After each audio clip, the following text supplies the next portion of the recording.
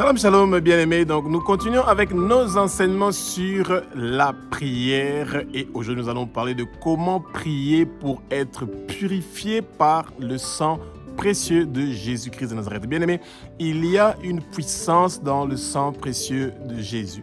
Même si Jésus-Christ a fait couler son sang plus de 2000 ans passés pour que nous soyons sauvés, pour que nos péchés soient pardonnés, eh bien, il y a une très grande puissance dans le sang précieux de Jésus que beaucoup de chrétiens ne réalisent pas. Et le sang précieux de Jésus fait deux choses que vous devez vite retenir. Eh bien, ça lave votre cœur. Ça veut dire que l'intérieur de votre cœur est lavé, nettoyé. Et pourquoi votre cœur doit être lavé, nettoyé? Parce que votre cœur doit laisser la place au trône de Dieu. Le trône de Dieu doit prendre sa place au milieu de votre vie. Et c'est pour ça que votre cœur est au milieu. Et c'est là où le trône de Dieu doit prendre sa place, bien-aimé. Et ça, c'est le travail que le sang précieux de Jésus fait. Il coule en vous. Le sang précieux de Jésus est en train de couler dans votre vie et il est en train de nettoyer votre cœur. Et ce que le sang précieux de Jésus fait aussi, après avoir fait un travail interne, ça veut dire que votre cœur est en train de laisser grandir les semences des fruits du Saint-Esprit qui sont en train de grandir en vous. Et bien, les semences des fruits du Saint-Esprit sont en train de vous aider, bien-aimés, pour que vous puissiez chaque fois vous sentir dans la repentance. Et se sentir dans la repentance, c'est se sentir dans l'abandon des désirs de notre chair, de notre ancienne vie, de notre ancienne personne. Nous sommes en train de tuer notre ancienne personne et nous sommes en train de vivre cette nouvelle vie que le Seigneur veut. Et la deuxième chose que le sang précieux de Jésus fait, eh ben, il fait ce travail-là du côté extérieur.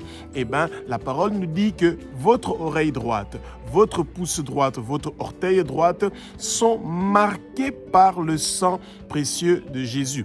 Et pendant ce moment-là, quand vous êtes marqué par le sang précieux de Jésus, vous pouvez appeler ça marqueté si vous voulez, et bien, quand les ennemis viennent à votre recherche, ils n'ont pas le droit de vous toucher parce que vous appartenez à Jésus-Christ de Nazareth, le roi des rois, le Seigneur des seigneurs. Et ensuite, le sang précieux de Jésus continue à faire un nettoyage de toute malédiction, de tout blocage, de toute limitation, de toute maladie, de toute infirmité, de toute malédiction, de tout travail de sorcellerie et d'occultisme. Bien-aimé, le sang précieux de Jésus est quelque chose de formidable que le Seigneur a fait pour nous sur la croix. Jésus a fait un travail complètement complet, parfaitement parfait, dans tous les aspects et dans tous les respects pour que nous puissions toujours avoir droit à demander son intervention et d'expérimenter ce que son sang précieux peut faire dans notre vie. Bien-aimé, que le Saint-Esprit prend le contrôle de ma bouche, que ce que je veux dire, ce ne sont pas des paroles qui viennent de moi, que ce sont des paroles qui sont inspirées par le Saint-Esprit et que les écailles tombent, que vos yeux s'ouvrent, nous allons connaître la vérité et la vérité va nous affranchir, bien-aimés. Et en cette année 2026, bien-aimés, vous allez voir les merveilles que le Seigneur va faire et que les 10 milliards d'habitants qui sont partout dans le monde entier, il y a moins de 9 milliards qui ont reçu Jésus, il y a moins de 1 milliard qui ont reçu Jésus, mais le Seigneur sera avec nous. Il va nous aider, bien-aimés, pour que nous puissions vider le monde des ténèbres et amener le peuple de Dieu vers le royaume de Jésus-Christ de Nazareth. Et ce combat-là, nous pouvons seulement le faire quand nous connaissons les outils que le Seigneur a préparés pour nous, comme le sang précieux de Jésus, pour pouvoir combattre le monde de ténèbres. Bien-aimés, ce qui est bizarre est que le monde de ténèbres savent ce que l'agneau qui a été immolé a fait sur la croix. Mais nous-mêmes les chrétiens, nous sommes ignorants de ce que le sang précieux de Jésus peut faire dans notre vie, bien-aimés. Et c'est ça que nous oublions, que ça efface nos péchés. Et quand vos péchés sont effacés, ça veut dire que vous avez la sainteté. Et c'est pour ça que nous remercions Abba, notre Père qui est aux cieux, notre Dieu, notre Roi, pour sa grâce et sa bonté, bien-aimé, et pour sa grandeur, parce que c'est un Dieu qui est grand. c'est ce Dieu-là qui a créé la lumière pour nous séparer des ténèbres. Dieu veut que nous soyons séparés des ténèbres. Et les ténèbres, c'est ça, que ce sont des péchés. Et c'est ces péchés-là que le sang précieux de Jésus est en train de laver, de nettoyer. Et plus nous approchons de la sainteté de Abba, notre Père, qui est aussi notre Dieu, notre Roi, celui qui est saint, saint, saint, l'Éternel des armées, toute la terre est remplie de sa gloire, bien-aimée. Et c'est pour ça que, comme c'est écrit dans la parole sainte de Actes, chapitre 2, du verset 1 au verset 4, nous devons recevoir ce vent impétueux du Saint-Esprit qui est en train de souffler dans notre maison, dans l'environnement où nous sommes, dans notre corps, et nous sommes dans la plénitude du Saint-Esprit, bien-aimé. Et c'est pour ça que nous qui reconnaissons que Jésus est le Fils de Dieu, que Jésus est Dieu, que Jésus a versé son sang sur la croix de Golgotha et que nous abandonnons le péché, bien-aimé, nous avons la victoire, nous avons le triomphe. Rien ne peut nous arrêter, bien-aimé, que cette année 2026 soit une année de révélation, une année de paix, une année de repos, une année que vous allez être élevé en dignité et que les dons spirituels vont se manifester dans votre vie. Rien ne va vous arrêter, bien-aimé. Et plus vous allez être persévérant, votre nom continue à être écrit dans le livre de vie de l'agneau et ça ne sera pas effacé, bien-aimé. Enlevez les vêtements de la pauvreté, enlevez les vêtements de la tristesse, de l'abattement, du découragement, de la déception. Portez les vêtements de louange, portez les vêtements de la richesse et de la prospérité, portez les vêtements de la victoire, portez les vêtements du triomphe, bien-aimé, et que toute chose qui vient sur votre chemin pour vous empêcher de pouvoir connaître la vérité, pour pouvoir vous empêcher de grandir spirituellement, que ça reçoit le feu du Saint-Esprit, le feu du Saint-Esprit, cette flamme, ce feu qui est en train de briller en vous, bien-aimés, que cette flamme et ce feu ne s'arrêtent pas, que vous continuez à percer, à grandir, bien aimé, spirituellement. Vous allez être en haut et non en bas. Vous serez la tête et non la queue. C'est vous qui allez prendre des décisions sages et intelligentes en cette année 2026 et les autres vont vous suivre. Ceux qui n'auront pas cru que le Christ, il est le roi des rois, ils vont suivre votre chemin, bien aimé. Le Seigneur est formidable et merveilleux. Il y a une grande puissance dans le sang précieux de Jésus. Il y a une grande puissance dans le sang précieux de Jésus. Il y a une grande puissance dans le sang précieux de Jésus-Christ de Nazareth et vous allez expérimenter en cette année 2026 la puissance qu'il y a dans le sang précieux de Jésus de Nazareth. Un sang qui nous lave, qui nous purifie, qui nous sanctifie, qui nous nettoie complètement de tous nos péchés, de toutes nos maladies, de toutes nos difficultés, bien-aimés. Continuez à vous rappeler que le Seigneur a mis son sang à notre disposition pour que nous puissions l'utiliser. Mais bien-aimés, parce que les chrétiens sont en train de penser qu'ils deviennent des cannibales en parlant du sang de Jésus, du tout. C'est un sacrifice, une offrande que le Seigneur a fait sur la croix et par son sang, nous sommes lavés, purifiés, sanctifiés. C'est une épée qui est en train de couper toutes choses qui viennent du monde des ténèbres. 1 Jean, chapitre 1, au verset 7, nous dit « Si nous marchons dans la lumière de Dieu et que nous avons une relation personnelle avec Dieu, le sang que Jésus a versé sur la croix, ce sang-là purifie nos péchés, bien-aimés. Et ça, c'est merveilleux, bien-aimés. Essayez juste de vous rappeler. Si vous lisez dans Lévitique, vous allez voir le processus qui était fait pour que les péchés soient pardonnés à l'époque. Vous devrez amener un agneau qui était sans tache. Donc, ça vous coûtait déjà de l'argent. Et vous emmenez ça chez un prêtre. Vous devez quitter chez vous pour aller jusque chez les prêtres et expliquer que vous avez donc péché, etc. Et il prenait cet agneau-là et il allait immoler cet agneau-là pour que le sang coule. Et ça veut dire que sans infusion du sang, il n'y a pas de pardon de nos péchés. Et maintenant, essayez de vous rappeler. Et une fois que cet agneau-là est, donc cet agneau sans tache, est immolé, c'est là où le Seigneur, quand il voit le sang de cet agneau-là couler, il se rappelle qu'il vous pardonne vos péchés et vos péchés sont pardonnés. Quelle longue histoire, bien-aimée. Et le Seigneur a rendu ça très court. Pourquoi? Parce que cet agneau que nous devions amener chez les prêtres pour que cet agneau-là soit égorgé, qu'il y ait infusion de sang, Jésus l'a fait une bonne fois pour toutes pour nous. Lui-même qui a commis aucun péché. Il a accepté d'être l'agneau qui doit être immolé et que son sang puisse couler pour que nos péchés soient pardonnés. Bien-aimés, même si vous êtes un père ou une mère qui aimez votre enfant de toutes les façons, bien-aimés, il n'y a en aucun cas, en aucune façon que vous allez accepter que votre sang puisse être, que vous soyez égorgé.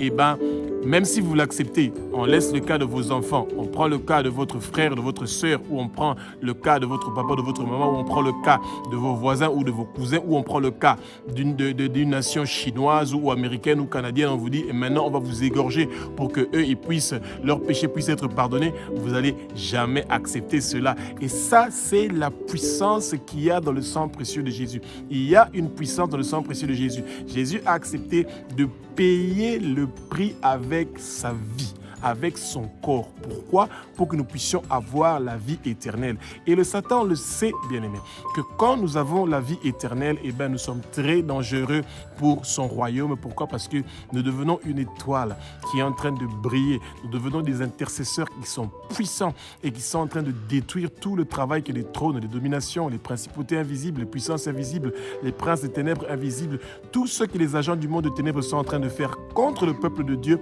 eh bien, tout cela est lavé, nettoyé par nos prières où nous disons que tout cela soit nettoyé, lavé par le sang précieux de Jésus. Bien-aimé, le sang précieux de Jésus lave, nettoie, et tous les problèmes, les dominations, les manipulations, les contrôles du monde des ténèbres qui se fait dans le quartier où vous êtes, dans la région où vous êtes, dans le pays où vous êtes. Et le Seigneur vous utilise, il utilise votre bouche, nos bouches qui sont remplies de mauvaises paroles, nos bouches qui sont donc toujours en train de dire des méchancetés, nos lèvres qui sont impures, qui continuent à dire des choses qui sont blessantes, mais le sang précieux de Jésus nous lave, nous nettoie, nous purifie, nous sanctifie. Et c'est quand nous sommes en train de dire que Seigneur Jésus, manifeste-toi. Il y a une puissance dans ton sang Jésus. Que cette puissance-là qu'il y a dans ton sang Jésus commence à se manifester maintenant dans ma famille, dans ma vie. En cette année 2026, continuellement, du mois de janvier jusqu'au mois de décembre, à laver chaque partie de ma vie qui a une corruption, que cette partie-là de ma vie puisse recevoir ton sang précieux, que ton sang précieux soit appliqué et aspergé dans ma vie pour que je puisse réellement m'approcher de toi parce que je veux avoir une relation avec toi, Jésus. Et bien aimé, c'est ça, le Seigneur veut avoir une relation avec vous. Il veut que vous vous rendez compte qu'il a déjà payé le prix pour nos péchés. Et ce n'est pas pour cela que nous devons commettre des péchés et que nous disons « Ah, le sang précieux de Jésus va laver mes péchés ». Non, bien aimé, au contraire, plus vous entrez dans la sainteté du Père, plus vous entrez dans la sainteté de Jésus, et plus vous grandissez spirituellement et il y a une grande puissance qui va vous accompagner parce que vous êtes en train de reconnaître la bonté du Seigneur. Vous êtes en train de reconnaître la grandeur du Seigneur, celui qui a créé la lumière pour nous séparer des ténèbres, celui qui a créé le ciel, la terre, les mers et tout ce qui s'y trouve. Son nom, c'est Jésus-Christ de Nazareth, le roi des rois, le Seigneur des seigneurs, celui qui est notre bannière de victoire, bien-aimé. Et c'est pour ça que son sang est en train de purifier, de sanctifier tous nos péchés. Et bien-aimé, la bonne nouvelle est que les chrétiens ne se rendent pas compte de ça, que le sang précieux de Jésus ne purifie pas seulement tes péchés à toi en tant qu'un seul individu.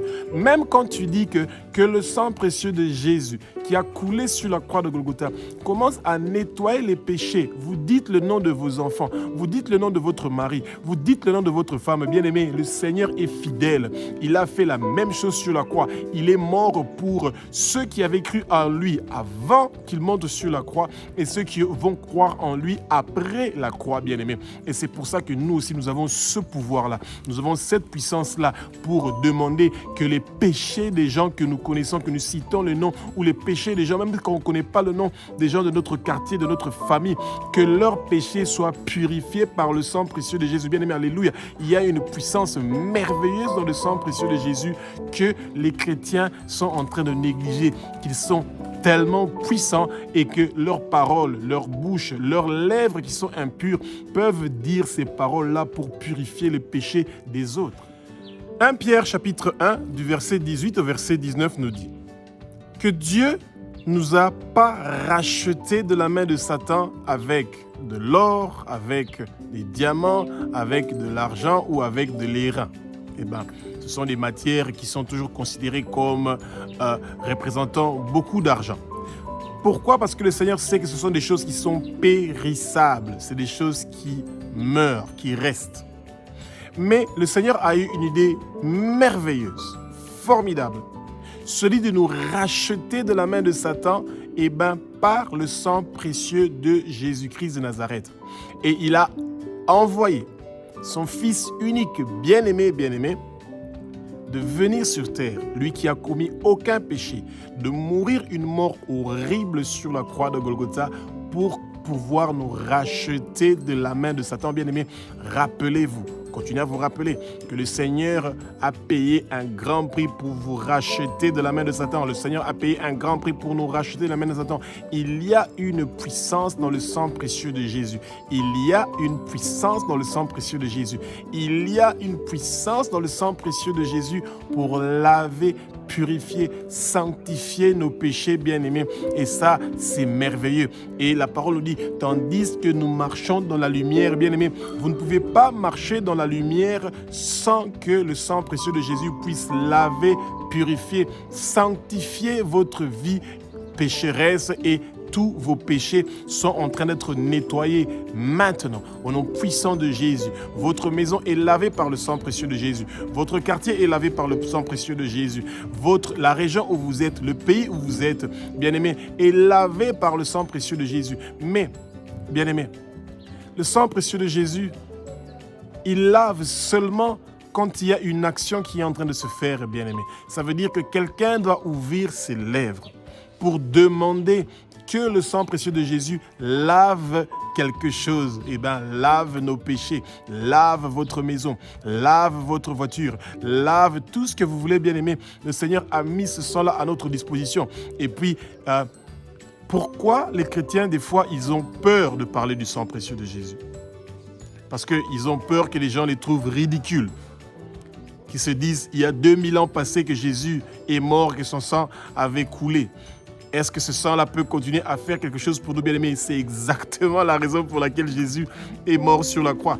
Pour que son sang continue à se manifester dans notre vie, bien-aimés. Sans infusion de sang, il n'y a pas de pardon de nos péchés. Et c'est pour ça que nous devons continuer à marcher dans la lumière, dans la crainte du Seigneur.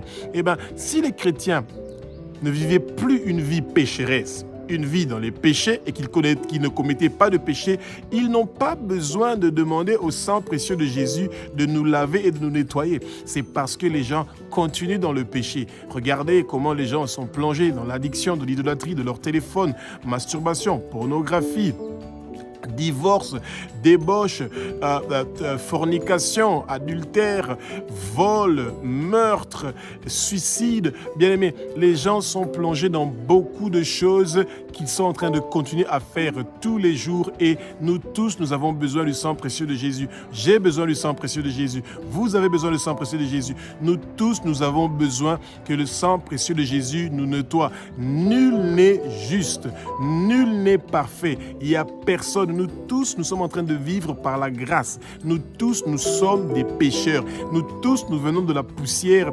Peu importe si vous êtes président, si vous êtes pasteur, apôtre, ministre ou simple citoyen bien-aimé de votre église, nous tous, nous avons besoin que le sang précieux que Jésus a fait couler sur la croix de Golgotha puisse nous laver, nous nettoyer et nous purifier au nom puissant de Jésus-Christ de Nazareth.